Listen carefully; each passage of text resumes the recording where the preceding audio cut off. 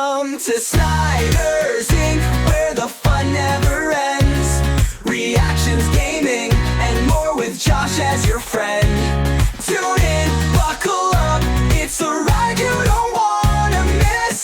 Snyder's Inc., let's dive in, feel the ultimate bliss. Hello everybody, welcome to Snyder's Inc., and today we're doing another wrestling reaction here, and this one is, from parts for unknown, this is 10 WWE Betrayals that made 0 cents. We will get right into this, ladies and gentlemen. Hit the like button, hit the subscribe button, comment, stick down below, and let's go. There have been a bunch of terrible heel turns over the years, none more catastrophic for the wrestling business than Stone Cold Steve Austin in 2001. However, as poorly timed and as industry buggering that turn was, it did make sense. Austin had been sidelined for a year after being hit and ran, and he'd been unable to climb back to the top of the mountain on his own. He'd seen guys like The Rock take his place at the top, and his obsession to be the WWF champion meant that he turned to the only person he knew was corrupt enough and powerful enough to make sure that happened. It shocked people, absolutely, but there was enough groundwork done so that people understood it. And in storytelling, that's the goal, serving up well foreshadowed surprises so that people don't feel like fools for investing their time watching. These heel turns are not that. These are heel turns that will make you question your patience, your sanity, and your grip on the basic mechanics of wrestling. I'm Luke, hailing from Parts of Unknown, and here are 10 WWE Betrayals that made 0 cents. Let me paint you a picture. You've completed all of TV. Yeah, there's a lot of betrayals. This is gonna be interesting. This is gonna be one of those lists where I might have an opinion, I might not. But there are a lot of betrayals that make no damn sense. I don't know why they happen. I don't get why they happen. It's just very bizarre, very weird, and I'll never be able to figure it out. But you know, it's just the way it goes sometimes.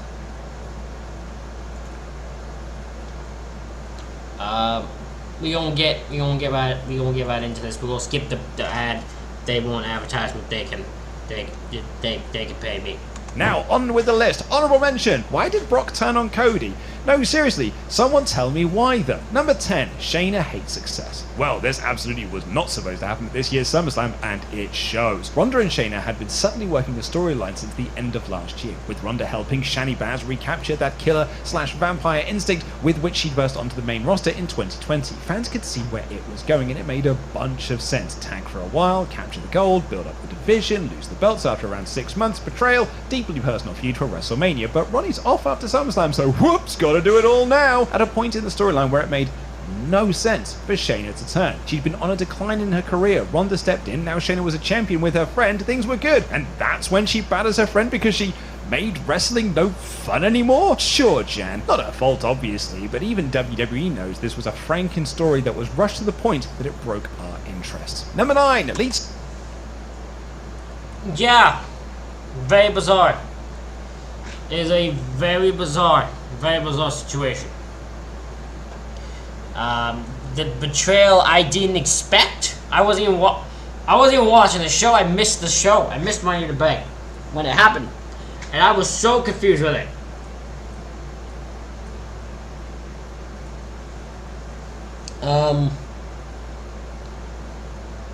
What was I gonna say? But yeah, at least it ended the right way with Shayna getting the victory over Ronda and Ronda pissing the hell off because God, Ronda just ruins everything. But it's still a weird situation. It's very bizarre. So breaks out of an abusive relationship, is the villain. Forgive me if we've said this before, but the ruthless aggression was really weird. Vince turned into an oak tree and feuded with God. Eugene was a thing, more on him later. And then there's this. In 2005, Lita turned heel on her husband Kane and aligned with Edge, and her heel turn earned her the scorn of announcers and the fans, JR calling her a Jezebel among other things. I guess the heel turn made kind of sense in a wrestling soap opera way, but it made no sense from a reality perspective given the previous year of Lita's life. Strap in, folks. In 2004, Kane abducted and impregnated Lita against her will. It was a rape storyline. It was horrible. Matt Hardy tried to save her, but at SummerSlam lost a match, which meant Lita was forced to marry Kane. Wrestling. Lita had a miscarriage, which as we all although it was not Snitsky's fault, meaning that Lita went through sexual assault and a miscarriage storyline in the same year before Matt Hardy, currently out injured, revealed to the world that Lita and Edge had a real-life affair and got fired for his troubles, but the affair was now public and everyone took the side of the guy who got fired. So fans turned on Lita, so WWE turned her heel on the man who abducted and got her pregnant like a horror movie villain. She escaped Kane's clutches, aligned with someone she actually wanted to have sex with, and everyone in production treated her like scum for doing so. Yuck, yuck, yuck, hate that. Maybe Ollie was... Wow! Wow! Wow! I don't know why. Until he worded what happened and did it that way, it had never clicked in my mind how fucking bizarrely weird that heel turn actually is.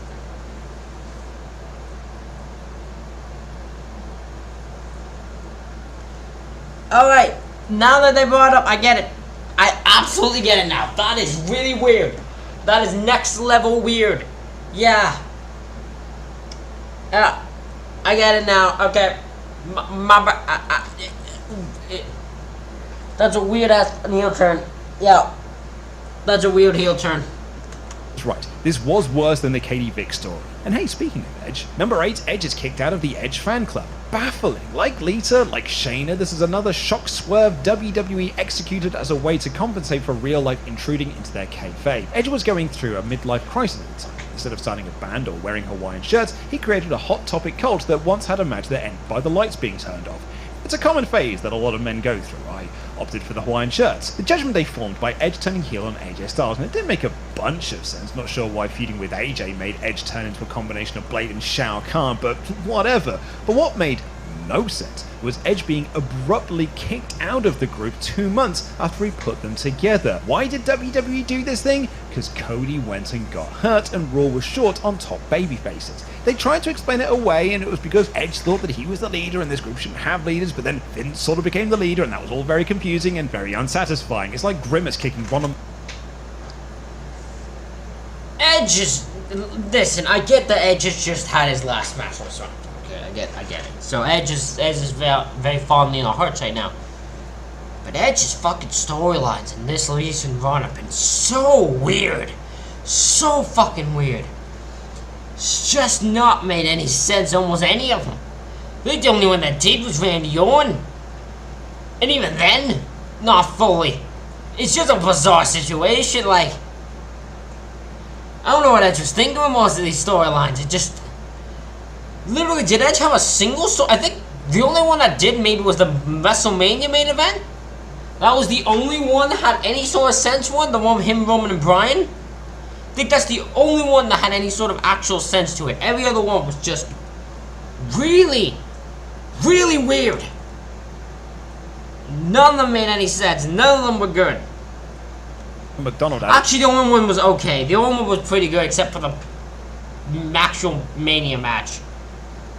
Because even the Backlash match was good, it just didn't deserve to have the label of the greatest wrestling match ever. McDonald's, complete with all the obnoxious purple. Took Judgment Day a long time to crawl out from under that booking mess, although now I really wonder what a Judgment Day shake tastes like. Probably eyeliner. Number 7, Forgiven via lesbian treachery. A good old-fashioned sibling fight. This had only really worked for WWE once, when Bret and Owen had their year-long feud in 1994. Other attempts to recreate it ended in failure. Edge vs Christian was fun, but they aren't actually brothers. Sorry to drop that bombshell. Matt and Jeff Hardy was too silly, we'll get to that. And then there's the Bella Twins, who feuded in 2014, and sweet Jerry Springer was it bad. Doesn't help that the Bellas are about as good as acting as I am as laying eggs. Not very good, and when I try it causes a lot of embarrassment for everyone in the vicinity. Nikki turned heel on Brie at SummerSlam, helping Steph beat her in a surprisingly good match. Then Nikki screamed in Brie's face that she wished he died in the womb, a promo that will live in infamy, before winning her indentured servitude in a match. Just another fun time that WWE dodged the Emancipation Proclamation. A month of humiliation ensued for Brie before Survivor Series, where, for no reason at all, Brie turned heel on AJ, kissed her, and helped her intensely abusive sister win the Divas title. Never explained, and the best part is,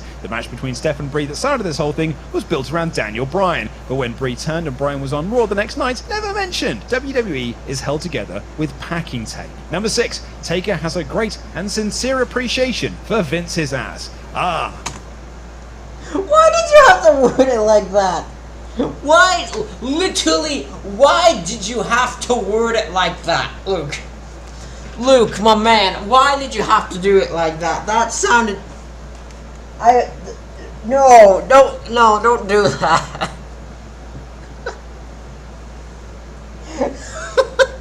God damn it. I'm not even gonna say anything on the Brie Bella shit. I couldn't give a damn about the Bella twins at all. Fucking hell.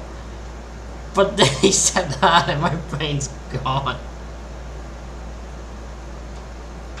Respect. The one thing that turned CM Punk from beloved babyface WWE Champion to remarkable heel WWE Champion. However, when Punk turned, he had been disrespected. The Rock had shown up to upstage him in the main event of Raw 1000, so he acted rashly, but it makes sense. In late 2001, Blow Up the Vampire Slayer turned and it made none of the sense. Now, I just want to add here that I quite like this heel turn because the way that Taker delivers the heel turn line really makes me laugh, but I mean, it makes no sense and it is silly, but oh, it is a bit funny. You see, Vince had just kicked out the Coalition of Chaos from WWE. He'd let all of that power go to his ass, which he was whipping around and making people kiss because, well, he's Vince. He wanted Jim Ross to kiss his ass. Sure, one of the most loyal voices he had throughout the entire invasion. Okay. And when JR refused, out came The Undertaker. Asked if JR wanted to kiss Vince's ass, JR responded with a reasonable no thank you, and Taker asked, is it because you think you're better than me? And then he decks him. The American Badass, the Dead Man, the Phenom, insecure that Jim Ross, good old Jim Ross, was getting ideas above his station. He may be big evil, but he has big feelings. Really, this was done because with the alliance gone, WWF now had no top heel, so turn, Taker, turn, nonsense. Speaking of JR though, number 5, JR's weird friends. This still does.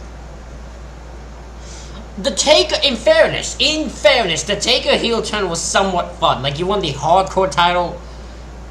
He got the feud with, Ric Flair was actually fun. I actually do like that feud with Ric Flair. He became WWE champion out of it. He had fun. Yeah, his feuds were fun. I somewhat enjoy heel Taker, okay? So, the heel turn might be funny and really stupid, but I actually enjoy the heel run. This makes no goddamn sense, because this just actually makes JR look like a goddamn idiot. And a delusional idiot. And I don't know why. He's just an absolute moron in this, and it makes him look stupid. Doesn't make any sense. In wrestling, there are only a few ideas that are always bad. Champions entering first, the Great Khali in your main event, and turning Jim Ross heel. WWE have actually tried it twice, and both times it failed. It failed in '99 when JR kicked Michael Cole in the balls and everyone cheered, and it failed even harder in 1996 when JR came out on Raw, introduced fake Diesel and fake Razor Ramon, recasting the gimmicks after Hall and Nash left for WCW, screaming at Vince that it's a good idea, then going on long work-shoot tirades against the entire company, and especially Vince, which was made all the more confusing because Vince hadn't yet been officially outed as the top guy in charge. In this 1996 kayfabe world, Vince was merely an announcer and was as confused as everyone else when good old JR started going heatstroke crazy on live TV, pointing at two men who were clearly not Hall and Nash and screaming, "That's Hall and Nash! Everyone shut up, I hate this company!" It lasted mere weeks, but it was a few weeks too long. No one wants to boo this man. Stop trying to make me hate my childhood. Number 4, Matt Hardy, Dog Murderer. Man, this is desperation. They're just like, freak, we want to turn Matt. This is the Jimmy J. Uso thing. This is what this is gonna be. Damn it, we want to do this at Mania. How do we turn him heel? What happened? His house burnt down. Okay, he did that. Pyro went off. It exploded. Okay, he did that. His dog died in the fire also. Sure, he did that. Sure, he did that. Just every heel, just how much heat can we give him? It doesn't work. These two just can't feud with each other. It just doesn't work. I don't know. Maybe the whole Lita saga drove Matt Hardy crazy. Maybe the ECW championship contained Mercury. Maybe wrestling is just dumb, but fans have never really wanted to boo the Hardy Boys or watch them fight. Didn't want to watch them fight when Matt first turned heel on Jeff in 2001 because of emotional problems. Didn't want to see them fight in 2009 when Matt turned on Jeff and repeatedly tried to kill him, first by chucking him down the stairs, then by running his car off the road, then with his own pyrotechnics like he's in a Hitman game, and also setting a fire that killed Jeff's dog. Are you not sports entertained? It's the kind of cartoonish super villainy that feels utterly weightless and unconvincing. I mean, he killed his own brother's dog because he was WWE champion. Pardon what? Sorry? At least he didn't make him eat the dog, I suppose. Reportedly, this wasn't supposed to be Matt, but rather a returning Christian who just left TNA. But this got leaked to the dirt sheets, and Vince blew a gasket and decided the best way out of the situation is to make the storyline stupid. You sure showed those dirt sheets, Vince. Number 3, Rikishi, people murderer. Another day. This is one. You know what this is? This is one of those ones where, oh, we gotta swerve them. That's all this is we gotta swerve them. We can't have, they are convinced it's gonna be Triple H. Let's swerve them, have it be Rikishi. And then Rikishi didn't work, so they made it the person that was painfully obvious in the first place. I get your thought, Vince, but sometimes you just do what we all figure is gonna happen. That doesn't make it bad. It doesn't. It works just sometimes. Just go with it. Another nightmare for WWE's Human Resource Department. At Survivor Series 1999, Steve Austin was written off WWE programming so that he could get neck surgery. The method they chose was a mysterious hit and run. I can't possibly solve this mystery, can you? WWE asked, pointing a finger directly at us. Oh, it was Triple H. You know, because he lured Austin into the parking lot, and he had the most to gain in Austin's absence, and in fact did gain the most in Austin's absence, plus he was the top heel, so that would add up. Oh, said WWE, visibly disappointed. We don't mind being right, said the fans. It makes the most sense. Well, who says you are right, said WWE, desperately scanning the room for someone else. It was him, Rikishi asked. Yep, literally how it went. We all figured it out, the fans knew, and that makes us, that pisses Vince off. Vince has this weird thing. Vince will do a whodunit. We will figure out who done it, and Vince will get mad that we figured out who done it, so he'll swerve and have it be someone who didn't do it, just to piss us off and make no sense. I don't know why this was a thing for Vince. Vince, who done it's okay if we figure out who it is. Because we get the satisfaction of being right and being the smart ones. It's really weird. The fans, slightly puzzled. The man who danced and shaked his ass and never had a care in the world? Yeah, said WWE. Bet you're surprised, aren't you? I mean, I guess, said the fans, now visibly uncomfortable. Why? Said WWE, clearly scanning the room for another visual aid to get them out of this mess. He did it for The Rock. Sure, why not? I mean, are you sure it wasn't Triple H? Asked the fans. No, said WWE. You, Rikishi is an attempted murderer and it was hiding in plain sight. There ain't no Triple H and there never was. You'll be surprised to hear that this was greeted with the same reception as a fart in a spacesuit. No one bought Rikishi as this character, and a few weeks later, WWE revealed that the mastermind behind it all was in fact Triple H, and we never saw it coming. Number 2. Eugene. Oh no, I remember this one. This was when Eugene turned heel because he was special. Eugene turns heel because he was special and he should be treated because he's special. Fuck WWE, you will do anything if you will get. Fucking thank God they never brought Eugene back. Eugene, the ruthless aggression idea of having a non-special needs wrestler pantomime as a special needs gimmick is an evergreen bad idea, and so, like night inevitably follows day, the prick keeps coming up on our list of bad ideas. If you were being charitable to WWE, you could argue that the creation of Eugene was an attempt to put a pure childlike character on TV that younger fans would grow to love through his whimsical antics and increase those fans' appreciation for people with special needs. That ability to be charitable to WWE ended in 2005 when Kurt Angle beat the piss out of him at SummerSlam, one of history's most uncomfortable matches, and ends even harder in 2006 when WWE turned Eugene heel, having the one character you could depend on in seeing the good in all people, having the one character who loved all things from wrestling's past, team up with WWE legend Hacksaw Jim Duggan, and then having Eugene beat Duggan down after a loss before screaming "I'm special" over and over into a live mic. Once again, the award for not knowing what people want to see goes to Vincent Kennedy McMahon. And number 1, Vince is the higher power. Okay, let's try and make sense of it. Vince. This is another one. But this one's even worse. This is a whodunit and they never knew who was gonna do it and who was the person. So this was the who's the mystery person, then they didn't actually know who it was gonna be, so Vince, I think, just went under it. It failed miserably. In 1999, The Undertaker performed The Ministry of Darkness, a prototype Judgment Day. Big bunch of goths who did all the goth things. Blood rituals, Taco Tuesday, abductions, hated their parent, claimed Cradle of Filth were a good band, that sort of thing. Undertaker led the faction, but was acting under the orders of a higher power, or as he once fumbled, the Hauer Power. The Ministry feuded with Vince McMahon's corporation, going as far as tormenting Vince by burning his daughter Stephanie's teddy and then, perhaps slightly less evil, kidnapping Stephanie so Taker could marry her in an unholy union. Vince was so desperate for help that he asked his longtime enemy, Stone Cold Steve Austin, for help, even driving his son Shane away to the Ministry in doing so. Steve helped Vince, but he didn't do it for Vince. He did it because it was the right thing to do. But the question remains, who was the Hauer Power? It was Vince! Ah, son of a bitch, it was him all along. And, we were all made fools of. And we were made fools of for thinking that this would be good, because McMahon claims in story he did this because he wanted the WWF title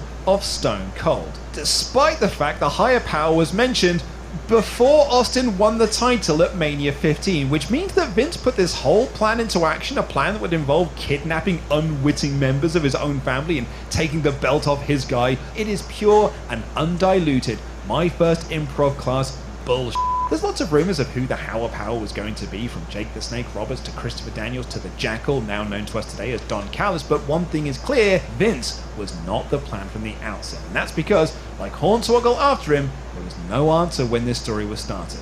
Off with your J.J. Abrams bull. Well, that's up. Oh boy. What a very interesting video. Ladies and gentlemen, let me know what you think of these in the comments. Was a WWE betrayal that you remember that made no sense? Let us know.